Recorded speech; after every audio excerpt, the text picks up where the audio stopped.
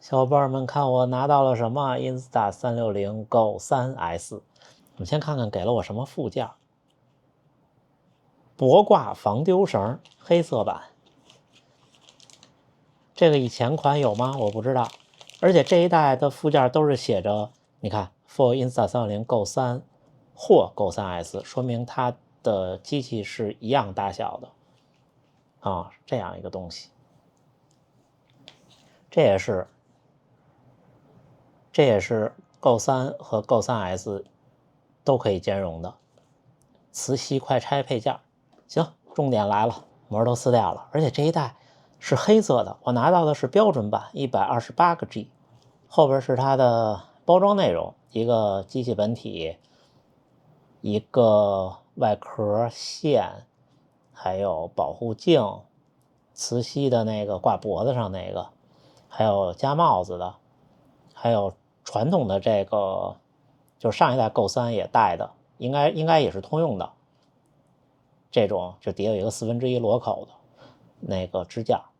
然后说明书、保修卡，哇，黑色的哎！我把我的 Go 3拿过来，我们比较一下，是不一样了，不一样了。我不知道是不是传感器变了，看，是不是有比较明显的不一样？外壳就是外观大小是一样的，但是你看这个。至少这个外壳就是这个镜头外壳这个保护壳不通用了，明显这个不一样了。然后它里边这个就是瞳孔吧，我们可以说，好像这边也大了一些，这边还是一样的。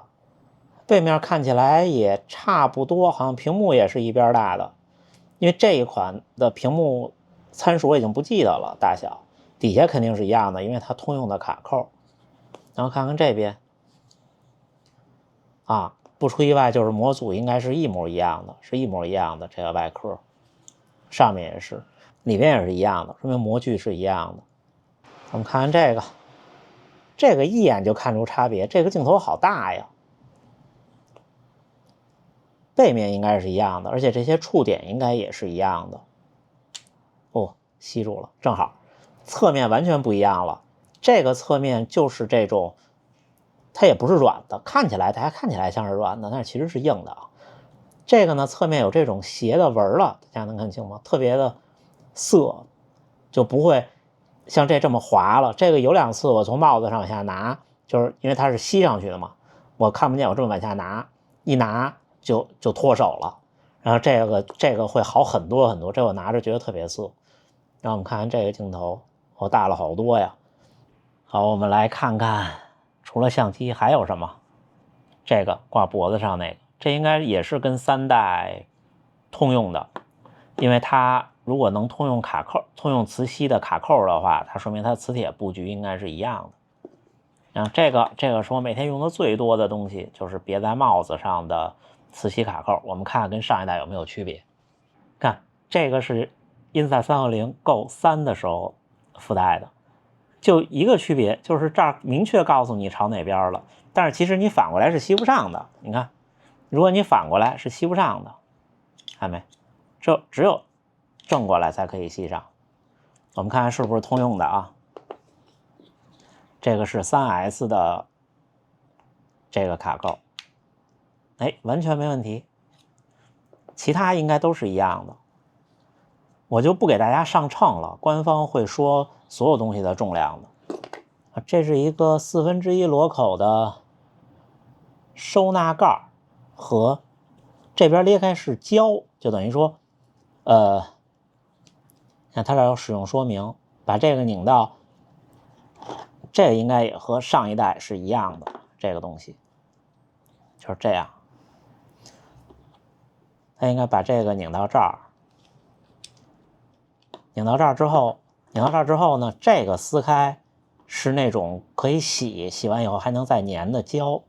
然后可以方便粘在什么地儿。然后这个是这个胶的保护壳，等于这撕下来以后，这就得扣上它，要不然这胶不就暴露在外边了吗？没有了，就这些东西。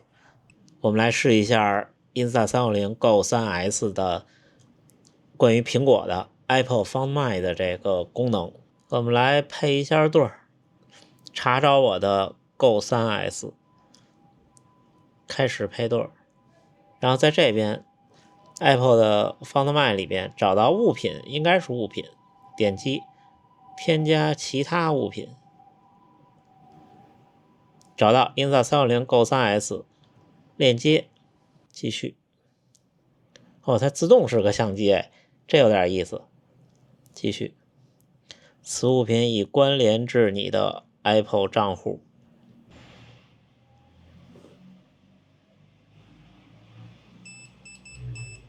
你看这边声音播放中，停止就能停掉。它也是依赖 Apple 的那个网络，因为它本身没有联网嘛。但是它其实是不支持苹果最新的那个定位芯片的，就是具体几米的那种，就是最新那个。但是这已经很可以了。这个如果你在家里找不着了，一播放声音就知道放在哪儿了。不错不错。好，开箱部分结束，下面我们拿它跑一次步，咱们看看效果。今天带着 Insta360 Go 3和 Go 3S 两个设备来大阪城跑步，因为不能把它们两个同时别在帽子朝着前方拍摄，所以在同一条路上我分别带着两个设备各跑了一次。大家屏幕上看到左边的画面是 Go 3S， 右边是 Go 3，都是采用同样的参数导出，同样的参数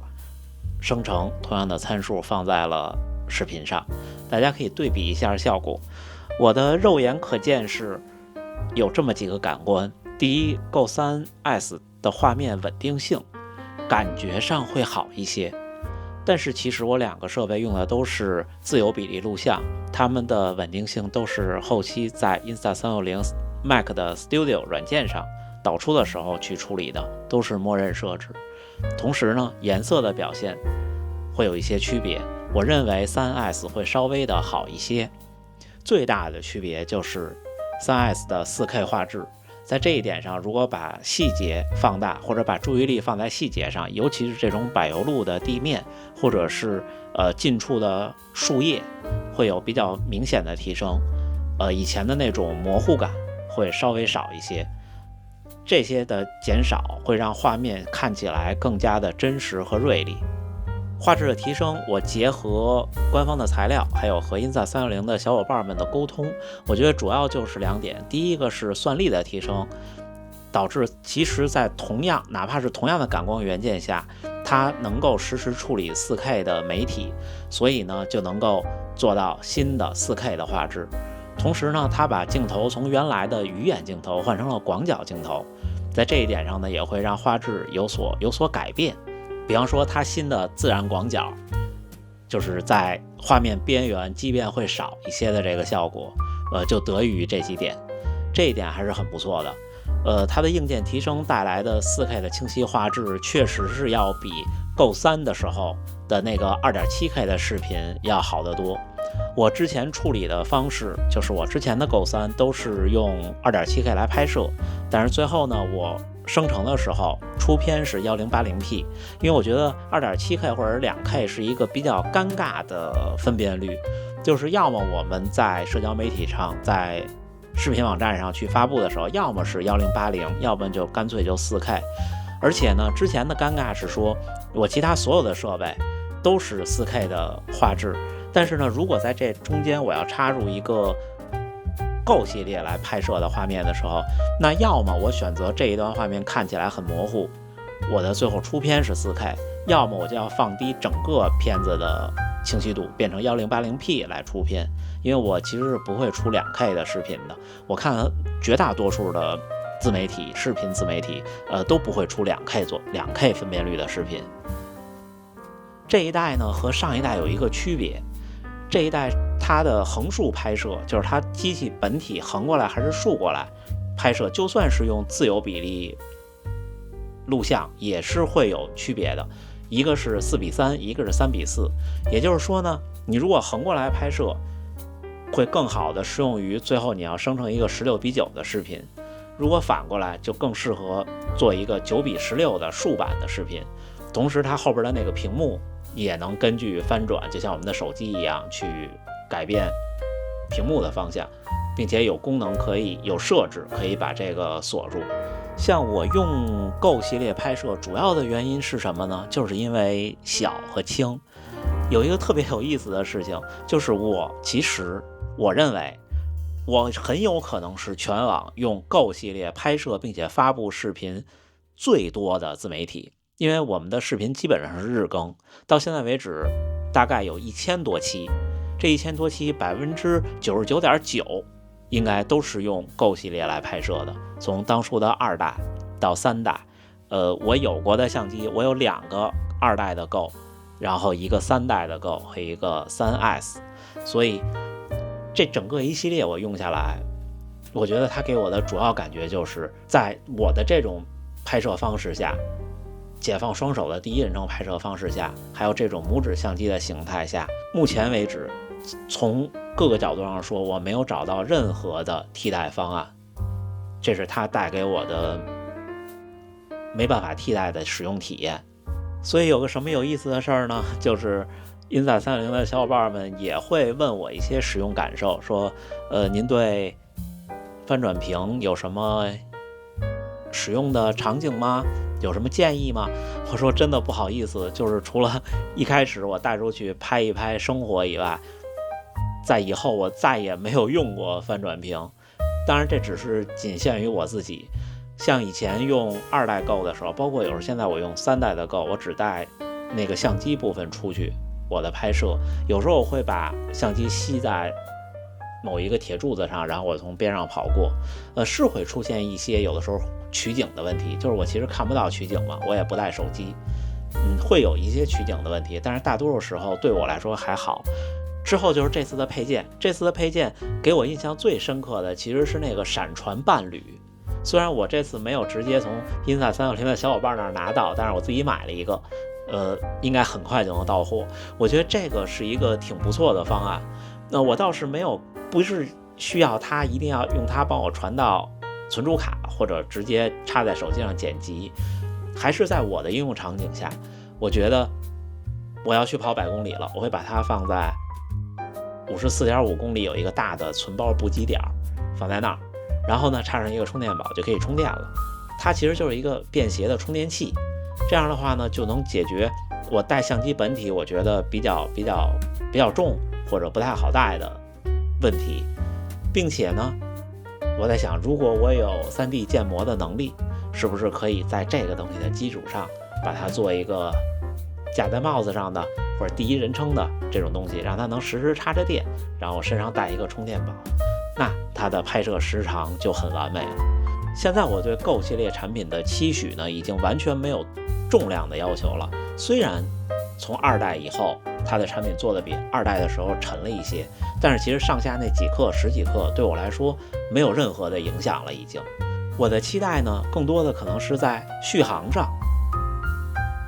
鉴于现在我们人类对电池的技术的能力来说，我觉得短期内可能对电池的突破不一定行，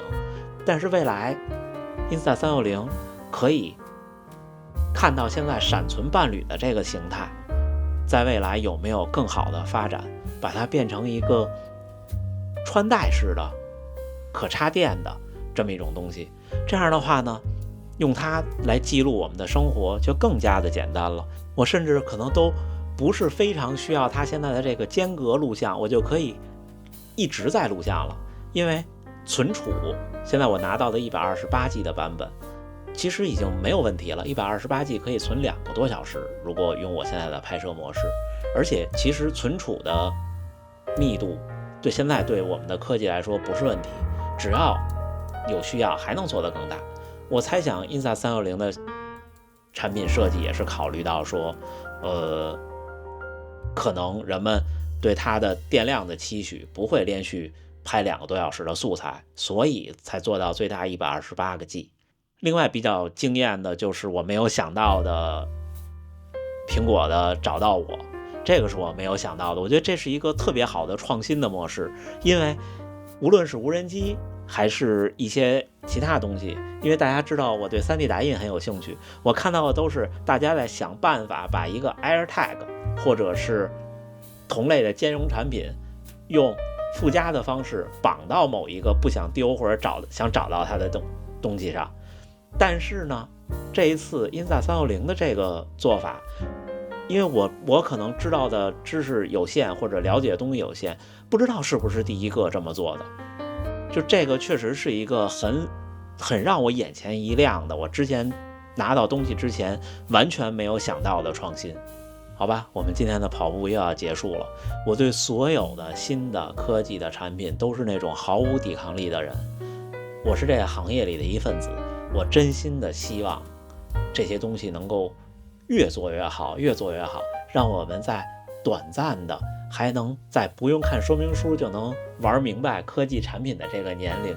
用到更多更好的产品，也期待 Insa360能够做得更好。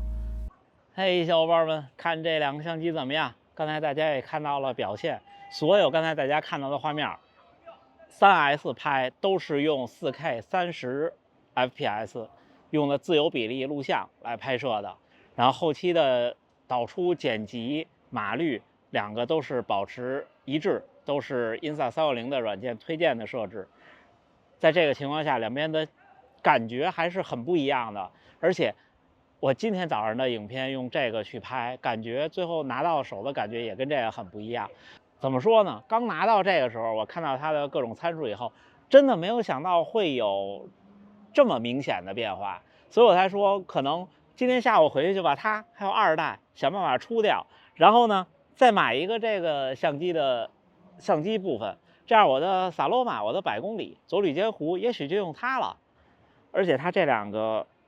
外壳就是这个机身是可以互换通用的，所有的模具都是可以互换通用的，还是很不错的。而且你们注意了吗？我这个地方，我在一个4层楼上，这是大阪城，那边是大阪城公园，这儿是一个商圈，商圈的楼顶有一个3条跑道，这还是挺有意思的。整体的感觉就是，虽然它和它只隔了1年，硬件本身的升级并不是夸张的整个全都变了，但是呢，这次升级改变了它很多，从整个成像上，从整个的体验上改变了它很多。所以我觉得，如果您是Go3的用户，可以考虑单入一个这个相机，然后跟它一起用，我觉得挺不错的。如果您是第一次考虑使用这种拇指相机，就像我前面说的，在这个市场下可能没有太多的选择，它也许是唯一的选择。那如果是在这个场景下呢，